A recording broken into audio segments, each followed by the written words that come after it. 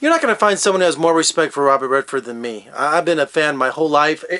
I can't imagine a time, that I haven't been around a Robert Redford film. All the President's Men made me who I am today. I mean, I was 10 years old when I saw it. My parents couldn't understand why I was seeing it repeatedly in the theater because I didn't understand what Watergate was, but there was just something about politics, and to this day, I'm a very political person. Butch Cassidy and the Sundance Kid, The Sting, Sneakers even. I would just go on and on and on. So now we have this new film. Robert Redford's acting again, the joy for that.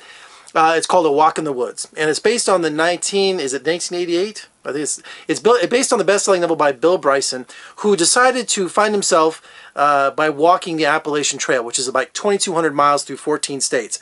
Unlike Wild with Reese Witherspoon, where she was also on a journey of self-discovery, that was the Pacific Coast, and that was like 2,600 miles. So he has this revelation, based on a true story, that he's going to get away from his wife, his grandchildren, his luxurious life, his life of leisure, and find himself. But his wife says, you're not going to do this alone, you got to have someone go with you. So he starts going through his Rolodex of friends. They have health problems, they have other commitments, he can't find anyone to go with him. But then Nick Nolte, his friend Katz, calls out of nowhere and says, look, I want to go. Hey, my Nick Nolte, I want to go. So he shows up, he's completely out of shape, he's a recovering alcoholic, he's got his personal life's in chaos, he's been arrested, he's been in jail, he's never left the hometown of Dubuque, Iowa, and they were childhood friends. I'm guessing they were young men, they were friends, they were really close at one point. But over 20, 30, 40 years, they've kind of lost touch. And this is their chance, or at least Nick Nolte's character, Katz, to reconnect with Bryce. So if you saw Wild, which a lot of people did, it was almost my favorite film of last year. Boyhood kind of edged it out, but Wild was an amazing film. It was so rich and so layered, and it was just an amazing story. And from what I understand, this was a good book too. I've had people on my Facebook saying, hey, this is one of my favorite books. Let me know what the movie's like. And here's what they did wrong. Ken Kwapis, I think he's a great director, and he's great at comedy, but I don't think they treated the material from the book with respect.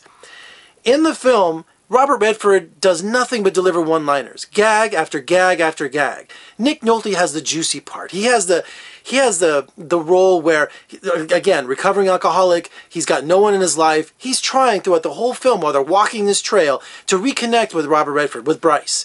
Trying to, say, look, you got the rich life, you really made it, you did everything, you're a successful author, you have a wife and grandkids and a beautiful home, and he only has their memories. When he shows up at his house and he's telling all these old war stories to his family and grandchildren, he actually has a book of pictures and stuff. And he's just, it seems like he's kept that friendship alive for 20 to 30 years. And he wants more out of this relationship. But Robert Redford seems cold, distant. He's only thinking about himself. He's a very selfish character in this movie.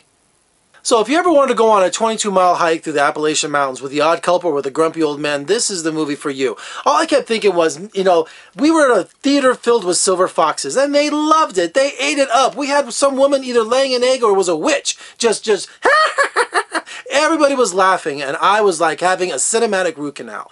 Because I didn't like the gags, I didn't like the one-liners, I wanted to treat it a little bit more serious. And they had those moments where, of course, they bonded, but none of it made sense in terms of the characters and where they were going even during and after the movie. It was a mess, it really was. It was a whimper of a film, and, there was even a part in the movie where they're walking the trail, right? And they're dedicated to finishing the trail, and we know, I'm not going to tell you if they finish or not, but there's a part where they go to this little motel, and, after walking the trail for a while, for weeks or months. We don't even know what time it is. I mean, they don't even give us a sense of it. It looks like they've been walking only for a few minutes, and there's green screen stuff too that's just atrocious.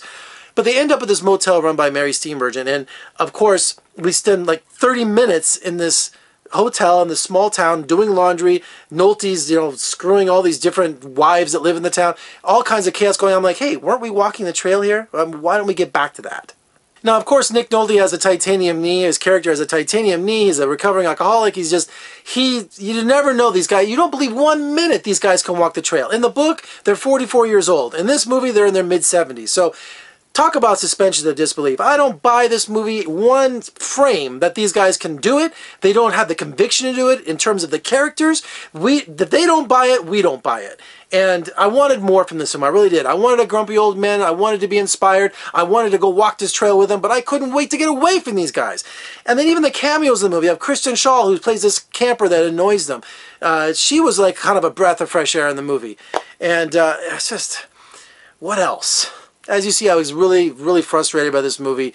It didn't work, and we have two legends. Nick Nolte worked, but their chemistry, I didn't buy it whatsoever. I didn't buy the walk. I didn't do anything. They didn't treat the book, from what I'm judging, with the respect it needed. They made it a sitcom. They made it a laughable, forgettable senior citizen moment. All right, for more reviews and interviews, do you need more than that? Well, there's more. Head over to my website at vegasfilmcritic.com. Make sure you check out my podcast at iTunes. Also, please comment, share, subscribe, thumbs up. I'm Jeffrey K. Howard. See you next time.